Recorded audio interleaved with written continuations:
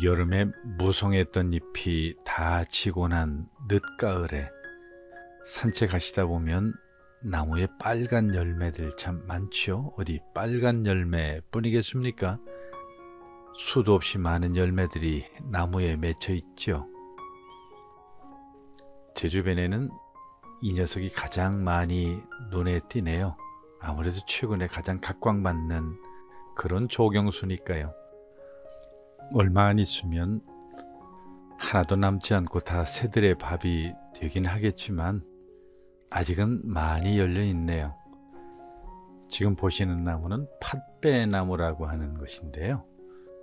주변에 요즘 조경수는 많아서 쉽게 흔하게 볼 수 있는 그런 나무입니다.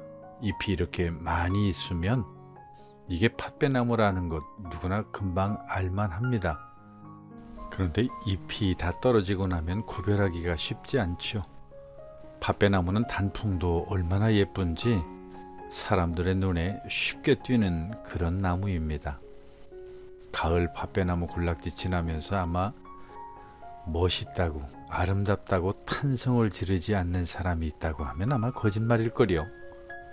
노란색으로 시작해서 붉은색, 나중에는 진홍색으로 변해가는 그 과정은 정말 환상이라고밖에 할 말이 없어요. 그렇다고 봄꽃이 볼품없는 것은 아닙니다. 하얗게 핀 이 봄꽃은 또 얼마나 화려하고 예쁜데요.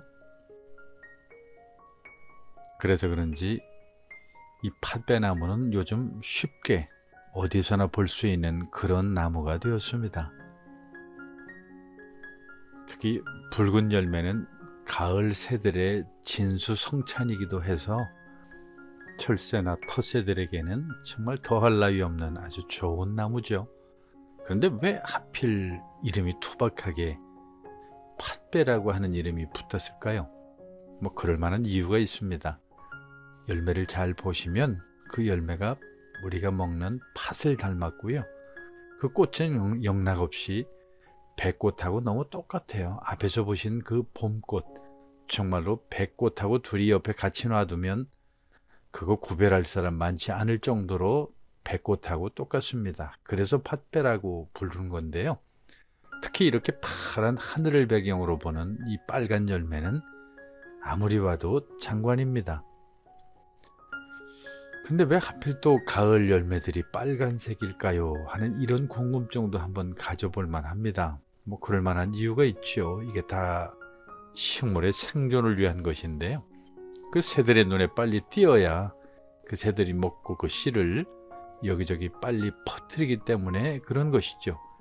아마 새들도 이러한 빨간색의 열매를 쉽게 구별하고 그리고 찾을 수 있는가 봅니다. 가을 열매 하면 또 하나 빼놓을 수 없는 것 있죠. 산수유. 지금 보시는 이 빨간 산수유 열매, 이것도 얼마나 예쁜지요. 산수유 꽃이 생강나무 등과 함께 봄의 전령사라고 하는 것은 모르시는 분이 없을 정도로 다 아실 겁니다. 봄이 오면 방송에서도 제일 먼저 이 산수유 노란 꽃을 소개하기에 참 바쁘죠.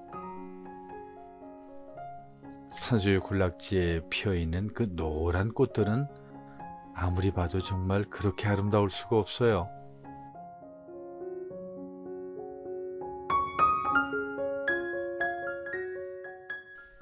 봄이 오면 방송에서 봄 소식을 전하면서 이런 장면 많이 보신 기억 있으시죠? 어디 방송만 그러겠어요? SNS를 비롯해서 온갖 이러한 사진들, 카톡이나 그 밖에 많은 사람들이 서로 공유하는 사진이 바로 이러한 것인데요. 그 꽃도 사실은 생각보다 참 예쁩니다. 봄철 칙칙한 겨울 분위기에서 노란 이 꽃들을 보게 되면 생강나무의 그 노란 꽃과 함께 이 산수유 꽃은 봄을 알리는 정말 가장 먼저 봄 소식을 전해주는 그런 꽃입니다. 산수유 열매, 특히 약재로 얼마나 유명한지는 아마 연세가 있으신 분이라고 하면 다 아실 겁니다. 특히 이 산수유가 남자에게 좋다는 것 많이들 알고 계시죠? 그렇다고 해서 뭐 오용할 필요는 없을 것 같고요. 그래도 부작용이 있기 때문에 부종이나 소변을 잘 보지 못하는 사람들에게는 별로 또 효과가 좋지 않다고 그렇게 알려져 있는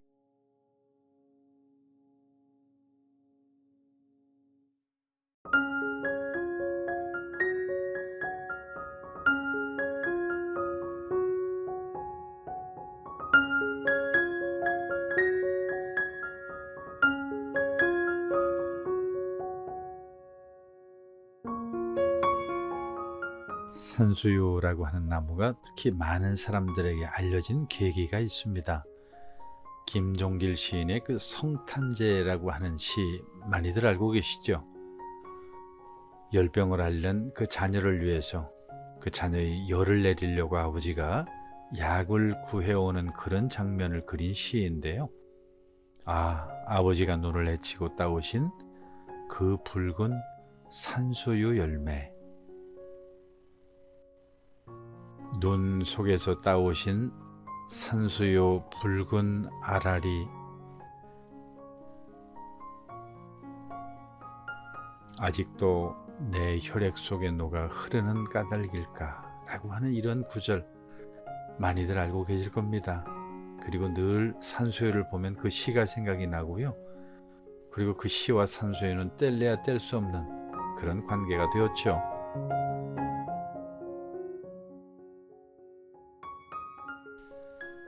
좀작살나무가 가을이 되니까 조금 색깔이 퇴색했네요. 늦봄부터 시작해서 여름 그리고 초가을까지 나름 예쁜 모습을 유지했는데 가을이 되니까 색깔이 살짝 변했습니다. 여름에만 보면 누가 봐도 이 좀작살나무는 보석 그 자체죠. 얼마나 예뻤으면 중국인들은 열매가 아름다워서 보라색 구슬꽃 자주라고 이렇게 부른다고 하죠.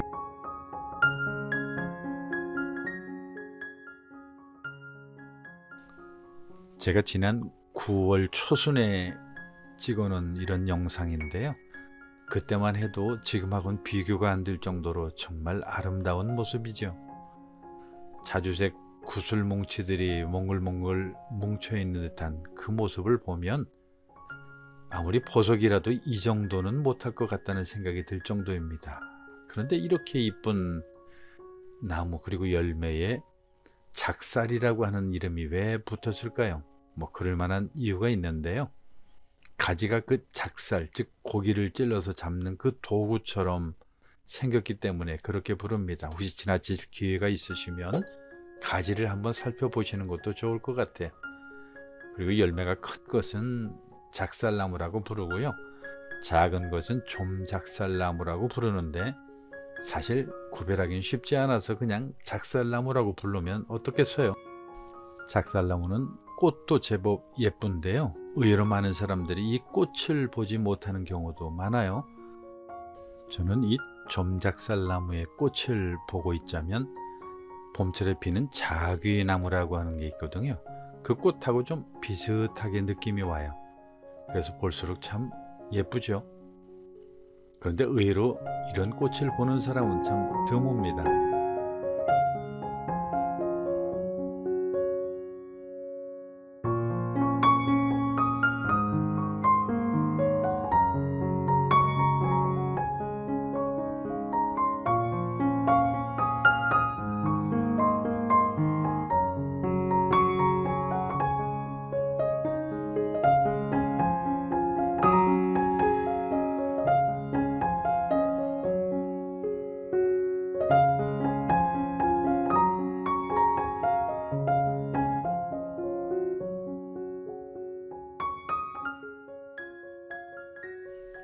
전에 한번 소개를 해서 다시 소개하는 것이 무슨 의미가 있을까 생각을 했는데요.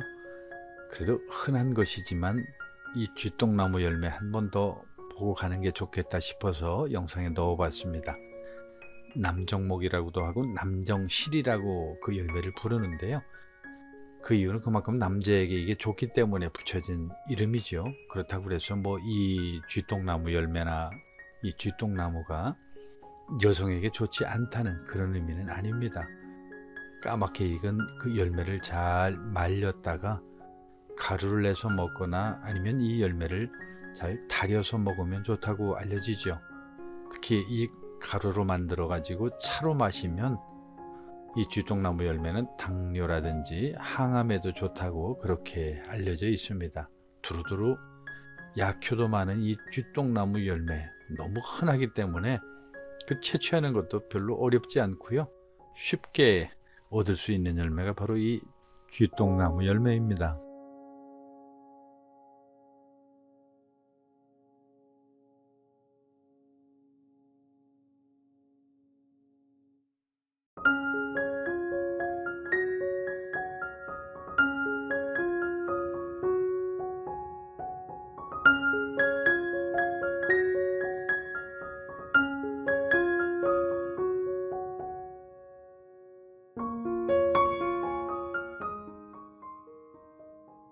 아시는 분은 다 아시겠지만은 이 쥐똥나무 봄철에 그 향기가 얼마나 진하고 강한지, 봄철에 향기가 좋다고 하는 라일락이라든지 아카시아의 비길바가 아닐 정도로 정말 향긋한 냄새를 풍기는 그런 나무가 바로 이 쥐똥나무고요. 지금 보시는 저 시커먼 쥐똥나무 열매를 이 영상의 속편으로는 비슷비슷해서 헷갈리는 아그베나무라든지 야광나무 그리고 산사나무 조금 구별이 쉽기는 하지만 꽃사과라든지 그 유사한 열매들을 한번 묶어보려고 준비하고 있습니다. 가을 열매 그냥 지나치지 마시고 이게 무슨 나무의 열매고 어떤 효능들이 있는지 한번 관심을 가져보는 것도 나쁘지 않다는 생각이 듭니다.